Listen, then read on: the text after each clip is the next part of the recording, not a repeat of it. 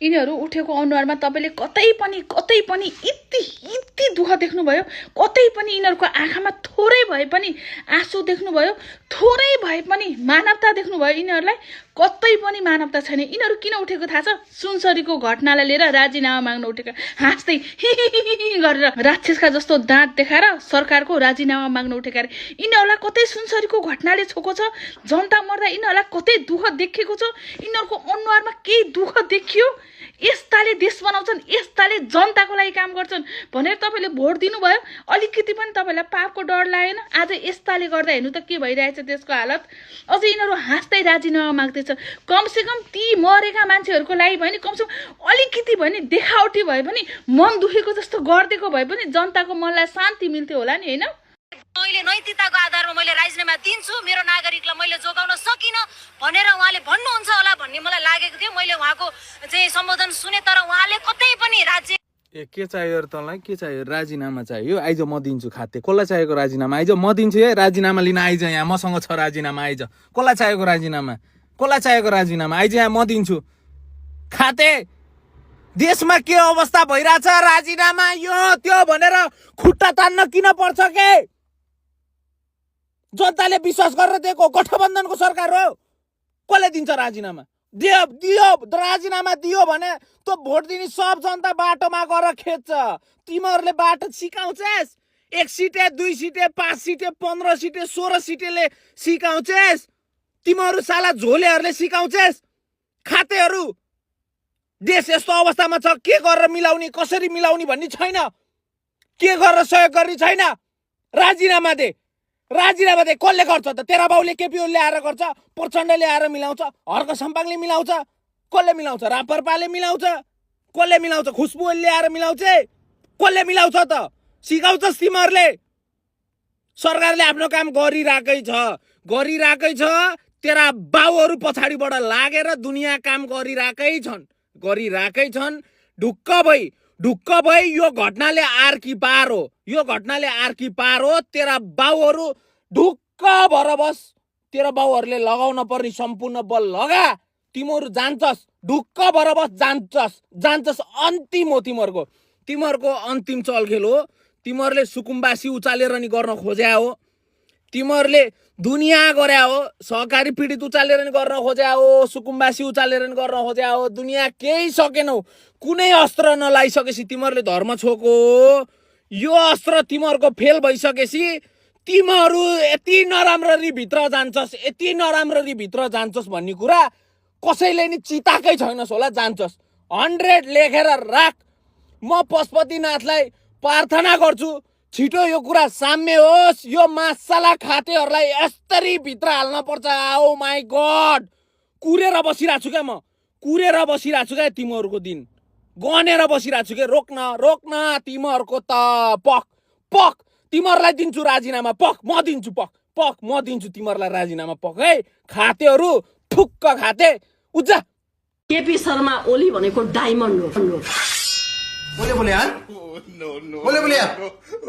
होइन।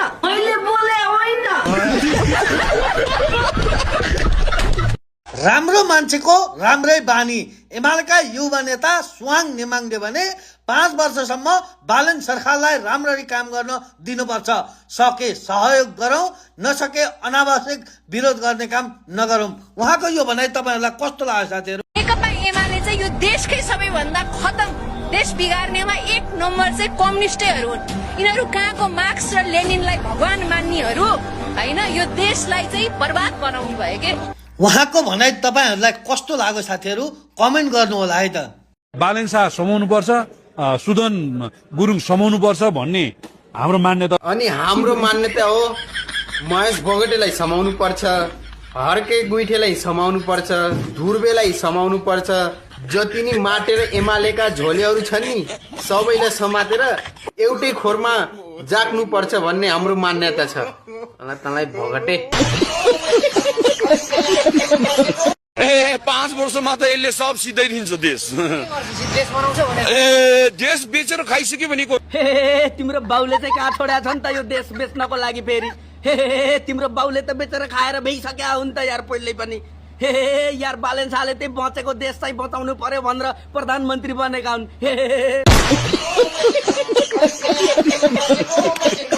प्रधानमन्त्री र गृहमन्त्रीले राजीनामा दिनुपर्छ र राजीनामा छिटो दिनुस् यो माग गर्दछु। उहाँ बाको माइली छोरीले राजीनामा मागिसकिन्, छिटो छिटो दिइहालौँ। उहाँ केपी बा कुर्सी बिना बस्न सक्दिन भने रातभरि छटपटाइरहेछन्। बाला लहर प्रधानमन्त्री कुर्सीमा राख्न हतार भइसक्यो, अनि हाम्रो भोगटे दाले गृहमन्त्रीमा लहर राख्न हतार भइसक्यो। बिचरा पहिलेदेखि गृहमन्त्री बन्छु भनेर बसेका मान्छे, बालेन र सुदनलाई थुन्छु भनेर बसेका मान्छे हतार भइसक्यो। छिटो छिटो राजीनामा दिइहालौँ, तुरुन्तै दिइहालौँ। हाम्रो म्याडमलाई कानुन मन्त्री बनाउने हो कि अर्थमन्त्री बनाउने हो, उनी पनि विज्ञ छिन्डे, उनलाई पनि केही न केही त बनाउनै पर्यो। बनाइहालौँ। यिनीहरूले त भोट हालेका हुन् नि त घन्टीमा, त्यही भएर यिनीहरूले राजीनामा माग्ने बित्तिकै दिइहाल्न पर्यो नि त होइन। जनताले भोटै हालेका होइनन्, भोट जति यिनीहरूले हालेका हुन् घन्टीमा, त्यही भएर राजीनामा दिइहालौँ। हतार भइसक्यो, उहाँ बाला बाँच्न गाह्रो भइसक्यो। त्यो कुरा याद राखौँ म्याडम। जेनजी आन्दोलन चाहिँ सरकार विरुद्ध भएको भने अहिलेको आन्दोलन दुईटा धर्म विरुद्धको भएको है। तिमीहरूको घरमा झगडा भए पनि बालेनजीको राजीनामा माग्ने प्रचलन चाहिँ यो हटाउँदा हुन्छ है। अब चाहिँ सरकार राजीनामा दे, बालेन राजीनामा दे। बालेन तिमीहरूका बाउले लिएर आएका हुन्, राजीनामा दिन। हामी 3 करोड जनताले भोट हालेर लिएर आएका हुन्। बालेन तिमीहरूले राजीनामा ले भन्दैमा दिने, ला भन्दैमा लाने हो। बालेन त्यस्तो होइन। बालेनको कसैले एउटा रौँ हल्लाउने कोसिस नगर। बालेन हो, 3 करोडको मुटु हो बालेन। सरकार बालेन सारमा मलाई के कम्पेयर गर्नुहुन्छ र? उसको भन्दा हैसियत बढी छ, म देशलाई चलाउन सक्छु, आँट र हिम्मत छ। देश चलाउने आँट र हिम्मत छ रे। त्यो त तिम्रो बोलीबाटै थाहा भइसक्यो। तिमीलाई राम्रोसँग बोल्न त आउँदैन, त्यही माथि देश चलाउने आँट र हिम्मत छ रे। ए दिदी तिमी देश से छोड, तिमी ठमेल चलाउने लायक छौ। जाऊ गएर ठमेल चलाऊ। भालु नैतिकताको आधारमा मैले राजीनामा दिन्छु, मेरो नागरिकलाई मैले जोगाउन सकिनँ भनेर उहाँले भन्नुहुन्छ होला भन्ने मलाई लागेको थियो। मैले उहाँको चाहिँ सम्बोधन सुने, तर उहाँले कतै पनि राज्यले को तर्फबाट भएको कमजोरी कहीँ पनि स्वीकार नै गर्नु भएको छैन। ए होर्रा, प्रधानमन्त्रीज्यूले हामीले कमजोरी गर्यौं भनेर आफ्नो कमजोरी कहीँ पनि स्वीकार्नु भएन। अनि कहाँनिर देखेको थियौ त तिमीले प्रधानमन्त्री र गृहमन्त्रीले कमजोरी गरेको र कमजोरी बनाएको चाहिँ कहाँनिर देखेको थियौ तिमीले? यस्ता छन् देशका युवाहरू, पढेका, दिमाग सडेका, गलेकाहरू, सबै बुद्धि भ्रष्ट भएकाहरू, 2-4 पैसामा बिक्नको लागि, समाजमा रोइलो मचाउनको लागि, सडकमा आन्दोलनमा उत्रिनको लागि, भाइरल हुनको लागि आउने नरपिचास यी के रे देशका धमिरा किराहरू यस्ता छन्। बुद्धिजीवी भएका अहिलेका जेनजी भनाउँदा अरे तिमीहरूले पढेको त। अनि कहिले हो सरकारले चाहिँ हामीले कमजोरी गर्यौं, हामीले कमजोर गरेका छौं भन्नको लागि चाहिँ सरकारले कहाँनिर कमजोरी गरेको थियो? अस्ति जेनजी आन्दोलनको घटना र यो घटना एउटै हो? तिमीहरूले बुझेका छौ यो घटना र जेनजी आन्दोलनको बारेमा घटना भएको? जेनजी आन्दोलनमा कसरी घटना भएको थियो, जेनजी आन्दोलन कसरी भएको थियो, त्यसको तिमीहरूले निरीक्षण गरेका छौ, त्यसको तिमीहरूले रिसर्च गरेका छौ? सरकारले कुनै पनि कुरा नसुनिसकेपछि, जनताहरूको विषयमा कुनै पनि आवाज नउठाइसकेपछि, जनताहरूले आवाज उठाएकोलाई त्यो आवाज दबिन दिनको लागि तिमीहरूले भुसुनाले केही पनि गर्न सक्दैन। ल जे गर्न सक्छौ गर भनेर केपी ओलीले भनिसकेपछि जनताहरू आफ्नो हक र अधिकारको लागि आन्दोलनमा आएका थिए त्यतिखेर। र केपी ओली शर्माले चाहिँ सदनको कुर्सीमा बसेर गोली चलाउने आदेश दिएर जब भाइ बहिनीहरू मर्न थालेपछि छतमा हेलिकप्टर बोलाएर भागेको थियो, त्यतिखेर राजीनामा दिनुपर्छ भनेर जनताहरूले बोलेका हुन्। भात खाने जनताहरूले बोलेका हुन्। तिमीहरू जस्तो घाँस खाने नरपिचासहरूले चाहिँ त्यतिखेर बोलेका थिएनौ। अनि अहिलेको सरकारले घटाएको घटना हो यो भनेको के रे अनजानमा घटेको घटना, यो भनेको कुनै पनि कुराको जानकारी नभइकन, पूर्व जानकारी नआइकन घटेको आकस्मिक घटेको घटना हो यो। यसमा राज्यले कुनै पनि किसिमले कुनै पनि उसले राजीनामा दिनु पर्दैन। अनि तिमीले चाहिँ के रे मैले राजीनामा दिनुपर्छ, मैले जनताहरूलाई बचाउन सकिन भन्नुहुन्छ होला भनेको त मैले त्यसरी सोचेको थिएँ अरे। तिमीहरूले सोच्नै पर्दैन, तिमीहरू घाँस खाने दिमाग भएका नरपिचासहरूले सोच्नै पर्दैन। तिमीहरूले यो सरकार आएपछि तिमीहरूको मुटु कलेजो बाहिर निस्केला जस्तो भएको छ। अनि एमाले कांग्रेस माओवादीको पालामा लुटेर धुतेर खाना बानी परेका, थुतुनो चलाएर खाना बानी भएका व्यक्तिहरूलाई अहिलेको सरकारले थुतुनो चलाएर खाना पाइँदैन, पाखुरा बजाएर खानुपर्छ भन्दाखेरि तिमीहरूलाई नपचेको हो। र तिमीहरू कुनै पनि कुरा नबुझिकन हिजो के रे आमाको पेटमा भएर कुनै विषयमा अनुसन्धान नगरिकन अनि आज एकैचोटि आएर तिमीहरूले यस्तो बोल्नको लागि लाज हुँदैन तिमीहरूलाई? पहिले रिसर्च गर राम्रोसँग। जेनजी आन्दोलनमा कसरी घटना घटेको थियो र अहिलेको घटना कसरी घटेको हो भन्ने कुरा कुनै छेउ टुप्पो पनि नबुझिकन, छेउ टुप्पो पनि नमिलिकन यसरी सडकमा रोइलो मचाउन नआओ।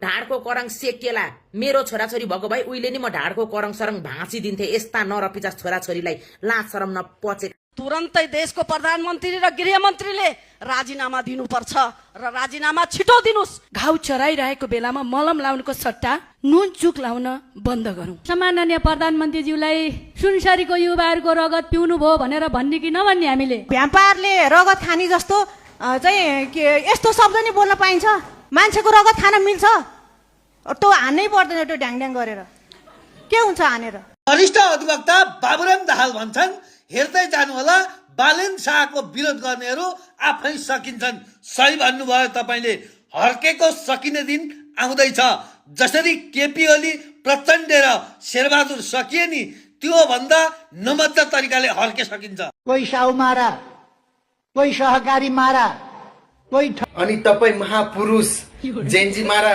हत्यारा भ्रष्टाचारीको आँकडा अनि त्यो भन्दा पनि महत्त्वपूर्ण प्योर बतासे अंडा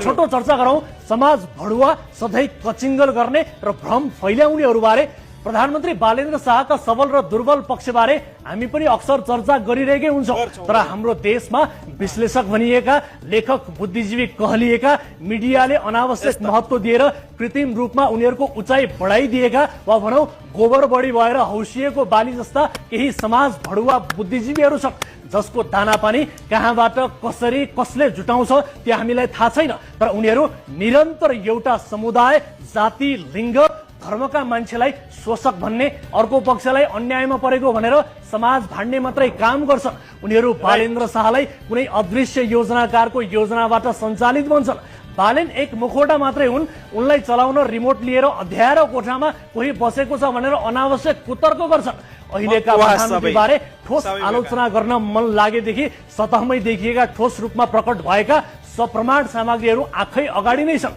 तिनै विषयमा टेकेर आलोचना गर्दा हुने हो नि उनीहरू यसो गर्दैनन् सधैँ सधैँ षड्यन्त्रको सिद्धान्त मिडियामा बान्ता गर्ने हरेक कुरामा विदेशी षड्यन्त्र देख्ने हामी नेपालीले केही गर्नै नसक्ने सबै अरूले गरिदिएको अरूको निर्देशन अनुसार नै मात्रै यहाँ सबै घटना हुने भनेर चर्चा गर्छन् मिडियाहरू पनि दुर्लभ विद्वानहरूको अन्तर्वार्ता देखाउन पाइयो भनेर दङ्ग पर्छन् अर्को थरी छन् पेशेवर आन्दोलनकारी अनसनकारी र प्रदर्शनकारी यिनीहरूको माग के हो थाहा हुँदैन के कुरामा चित्त नबुझेको हो त्यो पनि थाहा हुँदैन बेला बेला सडकमा आउँछन् तमासा देखाउन थालिहाल्छन् तमासा चटक जादु देखाउने भनेपछि 10-20 मान्छे जम्मा भइहाल्छन् मिडियाले फोटो खिचेर हालिहाल्छ अरू पेशा व्यवसाय केही नदेखिने तर सडकमा तमासा मात्रै देखाइरहनेको जीवन राम्रैसँग चलेको छ लफडा गरेर पनि खान पुगेकै छ यसकारण यी पेशेवर प्रदर्शनकारीहरू पनि अर्का एक प्रकारका समस्या हुन् दर्शकबिन अब अर्को एउटा समूह छ यो समूहबारे त चर्चा गर्दा हामीलाई नै चर्को पनि पर्न सक्छ यो समूहमा धामी झाँक्री माता अघोरी ज्योतिषी आदि छन् यी मध्ये केहीले तपाईँ हाम्रो भविष्य थाहा पाउँछन् 200 रुपैयाँ दियो भने खगोलीय पिण्डहरूको दिशा नै बदलिदिन्छन् भविष्यमा आउने संकट टाढिदिने सामर्थ्य पनि राख्छन् अर्को थरी छन् यिनीहरूले चाहिँ मानसिक समस्यादेखि क्यान्सरसम्म ठिक पार्छन् भूत प्रेत पिचासलाई कान समातेर उठबस गराउँछन् दुःख त यस कुरामा लाग्छ कि यस्ताको विश्वास गरेर पछि लाग्नेहरूको ठूलो समूह हाम्रो समाजमा छ यही केही मान्छेमा विभिन्न दुर्गा माता कालीहरूको अंश आउँछ रे अनि यस्ता माताहरू पनि सक्कली र नक्कली हुन्छन् रे आदरणीय दर्शकहरू कोही पनि नझुक्किनु होला तपाई हाम्रो भविष्य कसैले थाहा पाउँदैन अरूको भविष्य थाहा पाउँछु भन्नेहरू स्वयंलाई पनि आफ्नो भविष्य थाहा हुँदैन जे कुरामा पनि बालेन बालेन बालेन जो पनि आएको छ बालेनको राजीनामा मागेको छ सानो होस् ठुलो होस् बालेनको हातमा होस् वा नहोस् जेमा पनि बालेन भनेको छ बालेन भनेको छ बालेन भनेको छ हुन त सोशल मिडियामा